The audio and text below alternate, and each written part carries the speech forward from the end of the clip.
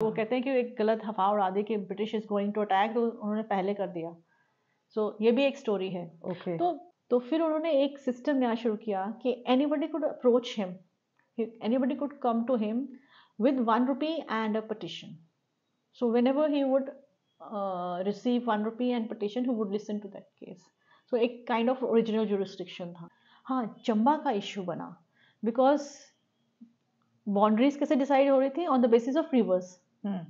तो चंबा रिवर का तो वो बीच में से निकलती है रावी, तो वो आधा इधर हो गया आधा उधर हो गया। तो वो चंबा का ruler did not like it कि ये कैसे स्टेट को ही डिवाइड कर दिया। ये ट्रीटी साइन हो गई, they gave that area, Jalandhar Doab चला गया। अब पैसे देने के लिए तो थे नहीं पंजाब स्टेट के पास, तो फिर वो क्या बोलते, तो उन्होंने बोला कि आप हमें बाकी एरिया दे दीजिए। वो कश्मीर मतलब पूरा ब्यास से लेके इंडस तक का area. And he went there and he negotiated in the treaties as a chief representative of the sixth state and as a prime minister. So he remained a prime minister, or you can say वजीर, उस वक्त वजीर use करते थे word, तो वजीर for 31 days. That was a time जब Anglo Sikh war शुरू हो गई। तो उसके बाद जैसे वो वॉर शुरू हुई, Gulab Singh as an important officer of the state, he had to take part, but he remained aloof. वो जब वॉर शुरू हुई वो नहीं गए वहां पे। हेलो हाय एंड वेलकम मित्रों, जूही मोहन है मेरा नाम। हिस्टोरिक टेल्स आपको सुनाना है मेरा काम, तो लेट्स बिगिन हिस्ट्री बहकमा with Juhi. Know your roots.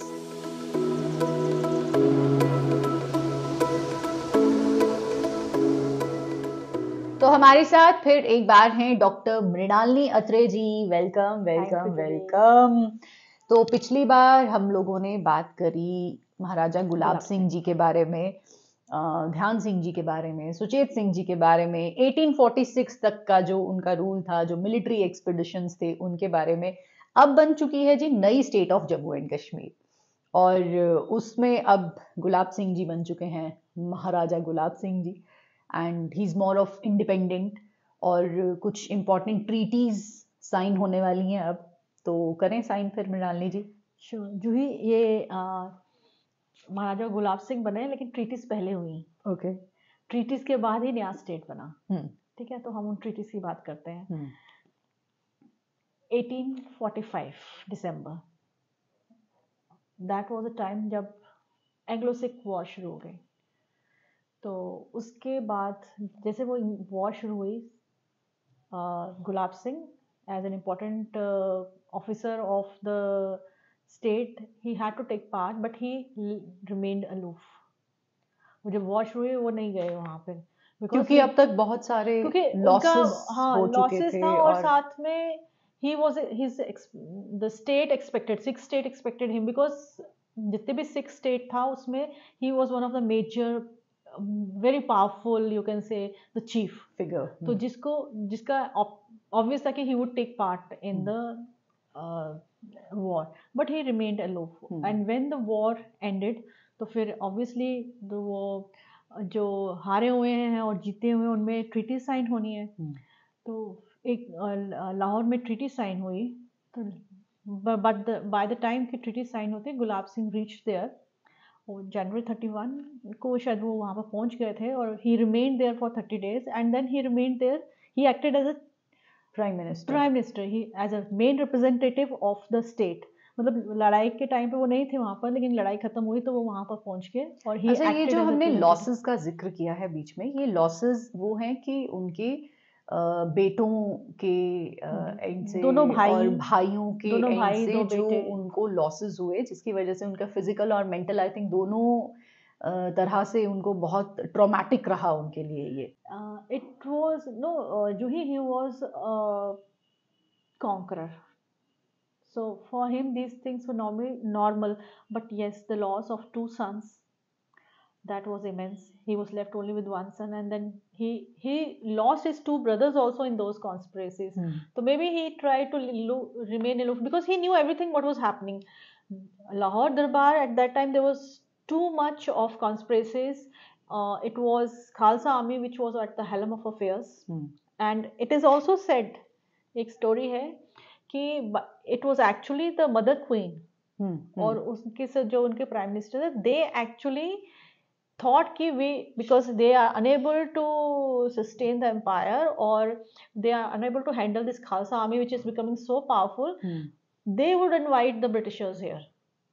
कि अगर इन दोनों खालसा आर्मी की और ब्रिटिश गवर्नमेंट की लड़ाई, ईस्ट इंडिया कंपनी की लड़ाई हो जाती है, तो उसके बाद चीज़ें नॉर्मल हो जाएंगी.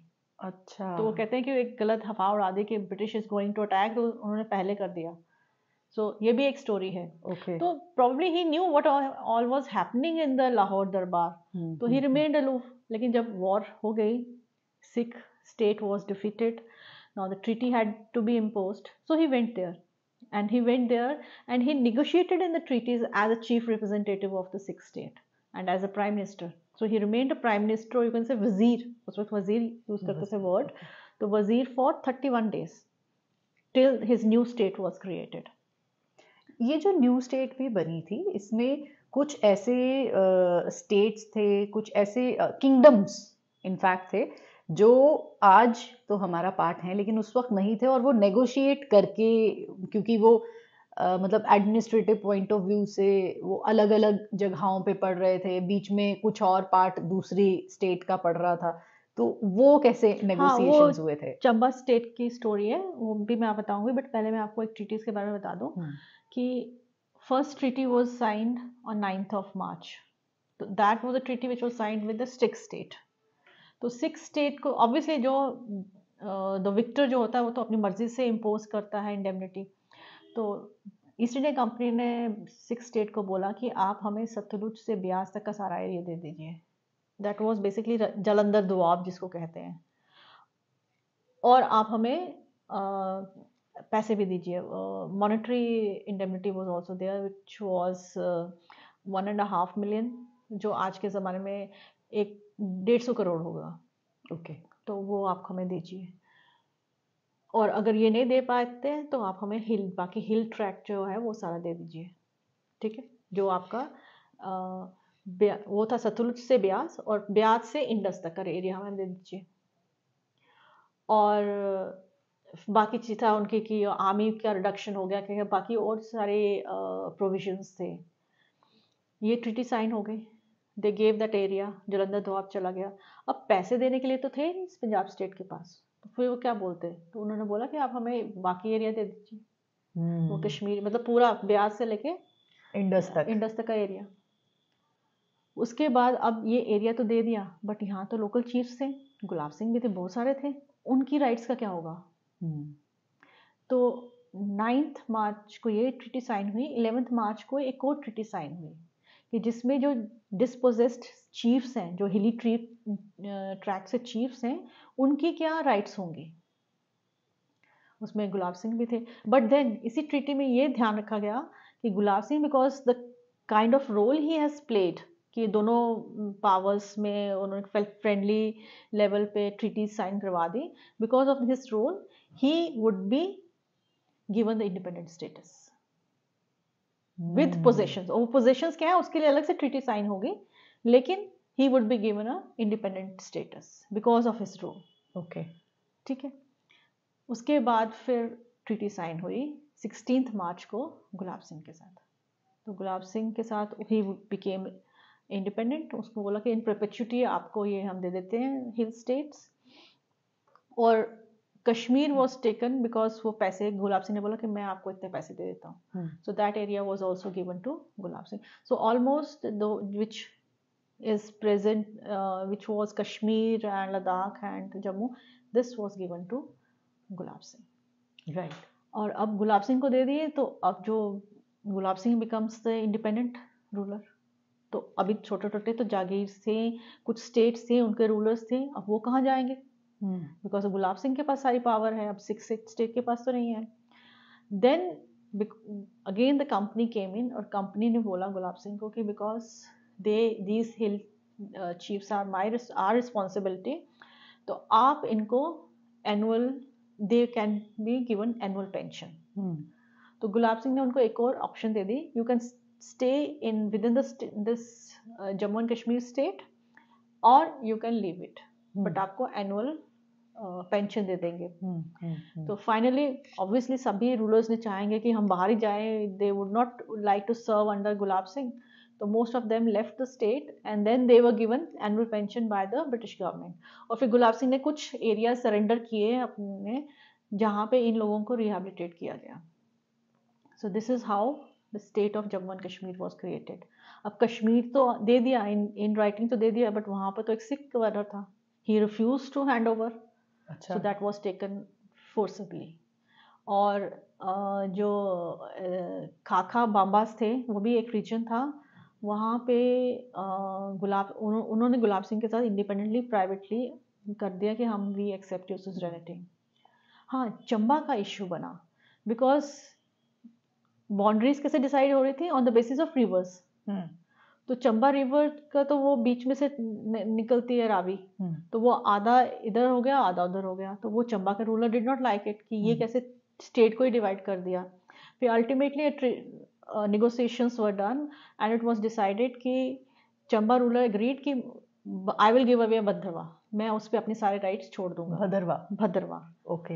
And you give me whole of Chamba. So finally he gave up his claims on Bhadarwa and he surrendered Lakhanpur and one Chandragaon and he took away the whole of Chamba state. तो ऐसे Chamba state पूरा Chamba ruler के पास चला गया. Otherwise आधा यहाँ आ रहा था. और एक और था स्टेट हजारा. अब हजारा जो स्टेट के जो चीफ्स थे वो बहुत रेबेलियस थे. तो सिख रूलर्स को भी बहुत इशू हुआ, परेशानी हुई उनके साथ डील करने के लिए. तो जब वो गुलाब सिंह के अंडर आ गया हजारा तो गुलाब सिंह को बहुत परेशानी हुई. He was not able to suppress them. तो finally he went to the Lahore state because Lahore तो भी स्टेट था क्योंकि एनेक्सेशन तो 1849 में हुई थी. तो वो लाहौर स्टेट के दरबार में गए और उन्होंने बोला कि आप हजारा हमसे ले लो, इसके बदले में मुझे कोई और टेरिटरी दे दो जो जम्मू के आसपास हो.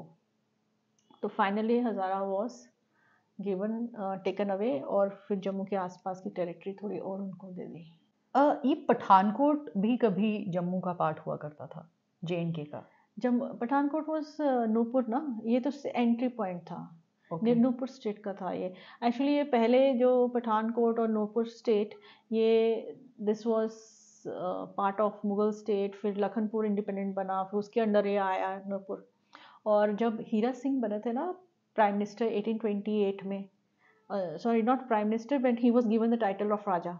जब ध्यान सिंह बने प्राइम मिनिस्टर, उनके बेटे को भी राजा का टाइटल दिया, तब उसको जसरोटा और Nupur this was given as Jagir.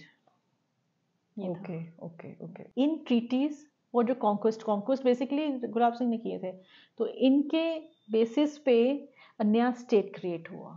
That was Jammu Kashmir and Ladakh. Okay. तो ये 3 जो ट्रीटीज हैं, this is treaty of Lahore, treaty of, ये सेम ट्रीटी है, सप्लीमेंट्री ट्रीटीज हैं ये. ओके. तो अम्ब्रेला ट्रीटी हो गई ट्रीटी ऑफ लाहौर. ओके. उसके साथ हो गई सप्लीमेंट्री ऑफ 11th मार्च. और फिर ट्रीटी ऑफ अमृतसर जिसमें गुलाब सिंह के साथ, that was actually an independent treaty with Gulab Singh where he was recognised as an independent ruler. Okay. तो ये तो काफ़ी इंटरेस्टिंग है. एक चीज़ और जो मैं चाहती हूँ हम ज़रूर यहाँ पे डिस्कस करें, पिछली बार भी इसका जिक्र किया था तो मैं एक्साइटेड हूँ. Can't wait for the next episode. कहते हैं कि गुलाब सिंह जी जब राजा थे तो वो पैसे लेकर जस्टिस करते थे. हाँ, जो ही एक्चुअली एक सिस्टम इस्टेब्लिश किया था गुलाब सिंह ने, because when he took over the reins of Jammu, even when in 1822, so he didn't have much time to work out or reorganize the administration. वो जितना भी थोड़ा सा टाइम था उसमें उन्होंने किया, because for the first time he established a council of ministers, जिनको दीवान्स बोलते थे, वो उन्होंने establish किया. लेकिन so far as justice system is concerned, because वो एक basis होता है किसी भी kingdom का, तो वो तो कुछ था नहीं. यहाँ पर हिंदू एंड मुस्लिम लॉ था और राजा के रूल थे. जिसके पास भी किसी के पास पावर थी, he would act as a जज. तो where would the people go for justice? अभी he did not have time कि वो एक प्रॉपर कोर्ट्स इस्टेब्लिश के. एक उन्होंने किया था कि जो करदार थे, जो टैक्स कलेक्टर्स थे, दे कुड एक्ट एज जजेस.